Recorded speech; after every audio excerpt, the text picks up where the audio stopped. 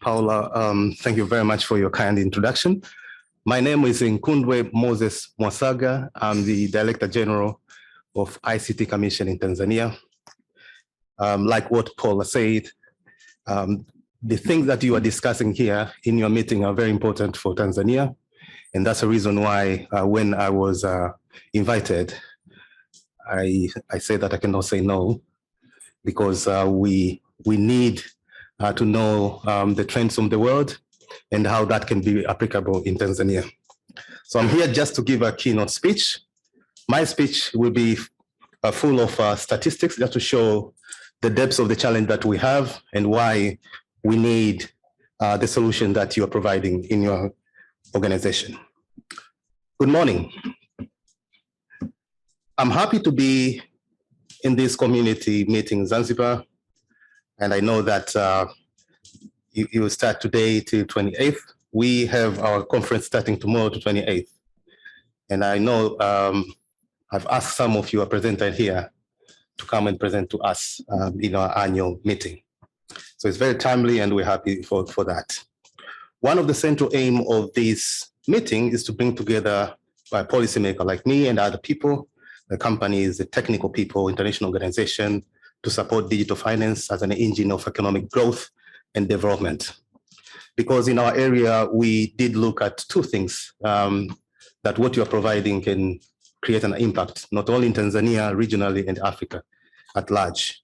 We look at the number of jobs that can be created based on the different technologies, and then the contribution that will bring in the national GDP and GDP of the regional group or in Africa to all. So the issue of increasing the economic growth and development is very, very important for us. So I'm very pleased to have so many of you us in here in Zanzibar. We are very happy for you, first of all, to choose to have this meeting in Zanzibar in here.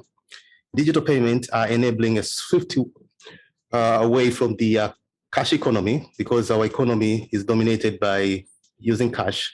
What you're providing here, it will enable us to create cashless economy, and cashless economy logically is going to enable us also to collect more tax, because that's where the challenges are.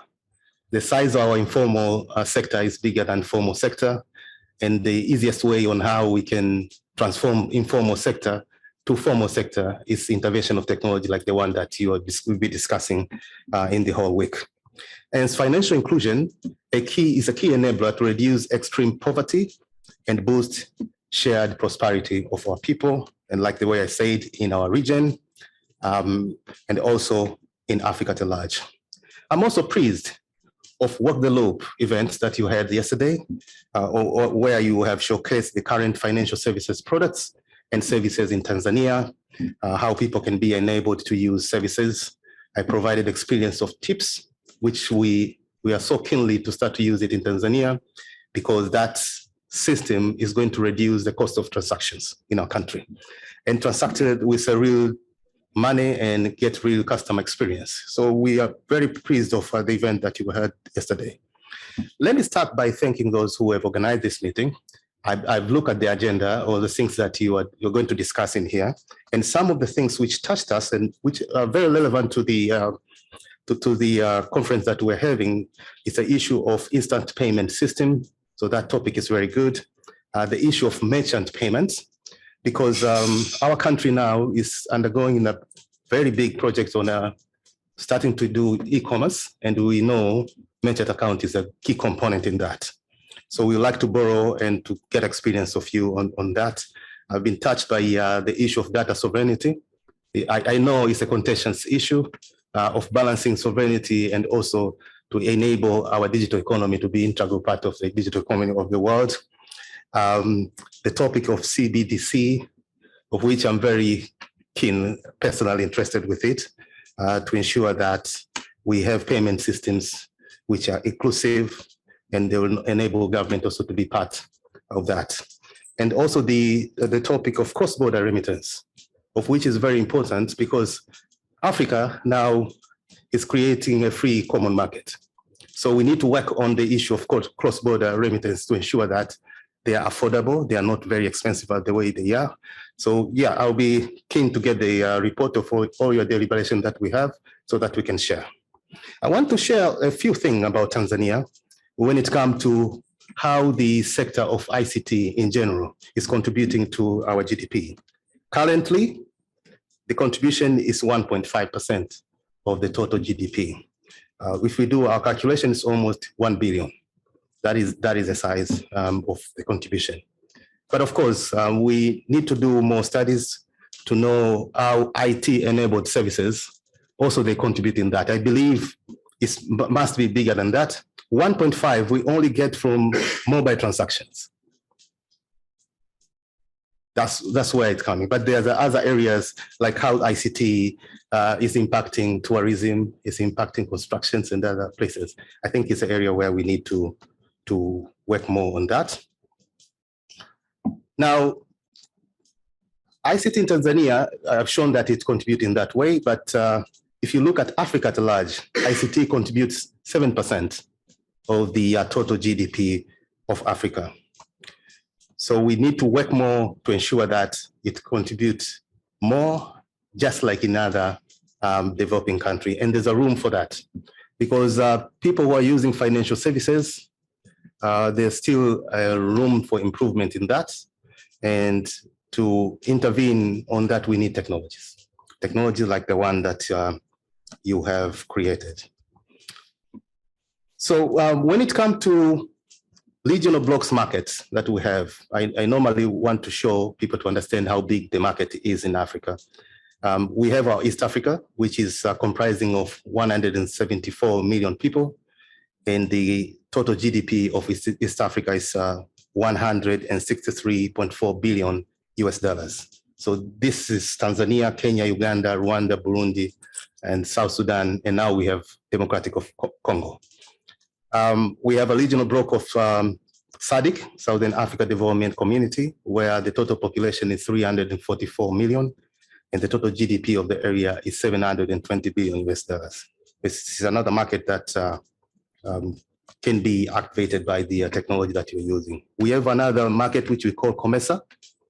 It's a total of 560 million people, and the total GDP is 768 billion US dollars.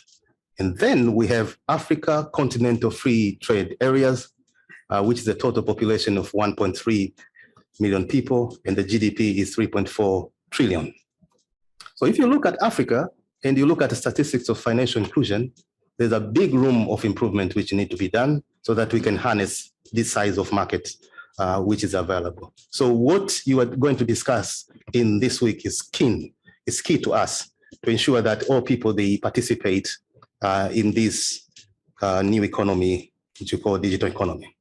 I'd like to show also the mobile money subscription in Tanzania at the report which has been just released last week from our regulator TCRA. It showed that the subscriber mobile payment system is standing at 39.59 million subscribers.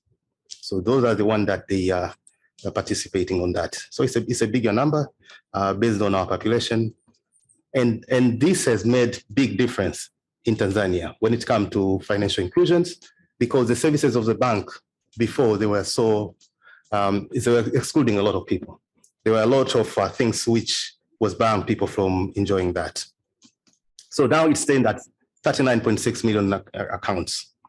And companies which are contributing to that are mobile companies, mobile operators.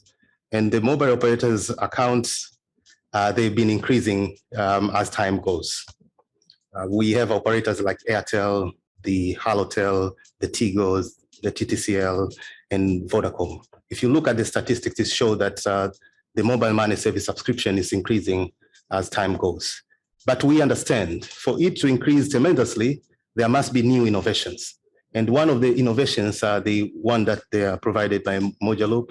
For example, the innovation, which is a key engine of the TIPS, is going to unleash a lot of transaction to ensure that most people, they use this kind of systems.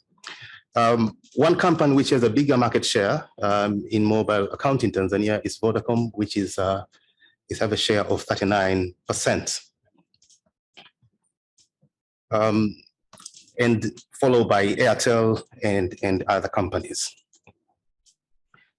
When we look at total number and value of transactions, the transactions are standing at, in September, almost 367 million transactions in 1 month. So it's increasing, and the value of it is very, very big. Now, in order to increase the financial inclusion, we know that we need to accelerate digital transformation in Africa and also in Tanzania. That's where we are going to reap the benefits. And to accelerate digital transformation in Africa and Tanzania, we need to look at the 5 pillars. And those pillars are digital skills, digital security, digital telecommunication services, digital economy, and digital innovation and research. What you are doing here, you create something which is basically it's a public good. It helps people to enable them to get a financial services in a more affordable way. But if we are looking at these pillars, is people need to get skills so that once they have skills, this transaction will increase. The platforms that you create, they have to be safe, because safety is a bedrock of trust. If trust is eroded, they will never use the system that we have. So that's another pillar. Digital communication services is important because that's the only way we can reach our people, not only in Tanzania, also regionally in Africa. And that's why I was saying I'm very happy with the topic that you discussed, including the cross-border issue. Cross-border issues, they are going to be affected very much positively when we are going to integrate our telecommunication company and ensure that most of Africans, they get digital services. Then there's a bigger issue of digital economy itself. How our people are going to use these systems to do their normal economic activities that will enable them to sustain their life and great prosperity. And then we need to ensure that digital innovation and research also is concentrated, because that's where the innovation is going to come. The innovation like the one that you are doing in here, to ensure that the cost of transaction is going down, systems which are going to produce are going to be relevant to our people in terms of their culture, the languages that they speak, and things like that. So these 5 pillars are key to us to ensure that our people can get the services, and the services will be affordable to them. I'll keep repeating the pillars.